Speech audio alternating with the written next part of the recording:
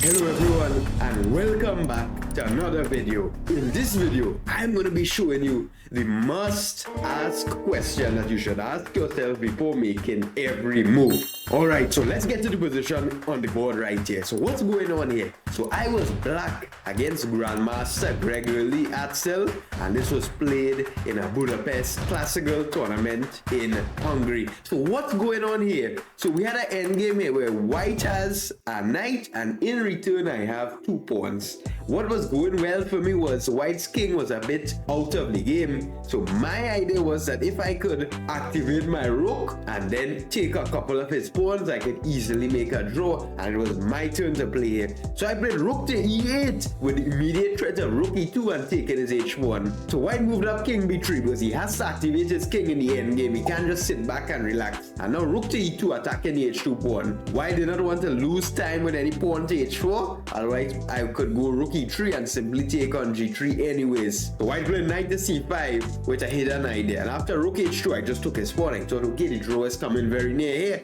He played knight to e4, defending his pawn, and then I thought maybe I have a chance to play for a win here. I got excited. King g6, ready to go king f5, kicking his knight back, and then maybe taking his g3 pawn. He played rook to d5, a smart grandmaster-like move, cutting off my king from moving any further. Now guys, before we move forward, always, I'm very grateful for your support. Remember, I'm a small content creator here, so any subscription is truly appreciated. And let me know what kind of content you guys like to see and how you enjoy the editing, because my wife is the editor here, and how you enjoyed everything so far. Alright, so after he played rook d5, he's cutting off my king. I knew I had to get going with my pawns. I played pawn to h4 here. Alright, I'm trying to break up this pawn structure, and if he doesn't take, I'm gonna go forward. So white didn't want to take, because then he would only be remaining with 1 pawn, and if I get this pawn off, then it's a simple draw. He went pawn to g4, and here I played rook to g2, keeping an eye on his pawn on g4. f5 check was played, my king went back.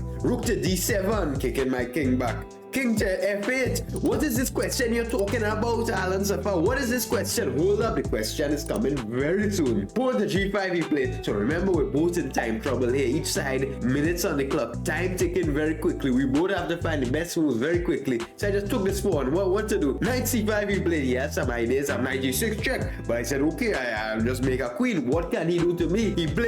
I played pawn to h3. Played knight d6 check. King e8. He played rook captures g7 without thinking. Without asking anything, I played pawn to h2, but after f6, oh lord, I could not stop. Rook e7 checkmate, and after a4 check, trying some final idea, he played king a3, and I had to resign because the rook e7 checkmate is simply unstoppable. And if I play rook g3 check, he simply would take my pawn, and then no more checks. My queen cannot help me. So what is this question? The question that I should have asked in this moment was, what is my opponent's idea or threat? And if I would have asked this question, I would have easily found the move to save the game and put white in trouble. Rook f2, simply stopping his f1 from going further, and he has no mating ideas anymore. And now I'm ready to go with my h pawn, and it is white who has to struggle for a draw here now. And ladies and gentlemen, whenever you play your games, anytime is your move. Ask yourself, what does my opponent want?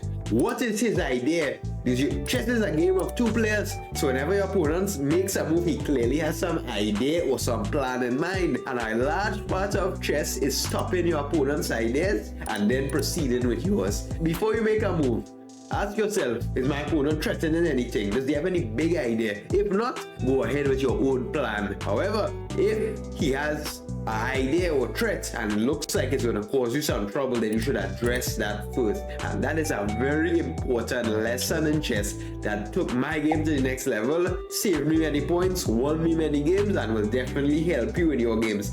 Start applying that to your own games. Before you make a move, ask yourself, what is my opponent threatening? Does he have any big idea? And the algorithm is, if he says he has no big idea, he has no big plan that will harm your position, go ahead with your idea. Whereas If he has a big plan or big idea and it looks like it's gonna damage your position, then deal with that threat first, then move on. And that brings us to the end of this video. Thank you for staying with me to the end. Remember, like the video, subscribe, comment, and stay tuned for more.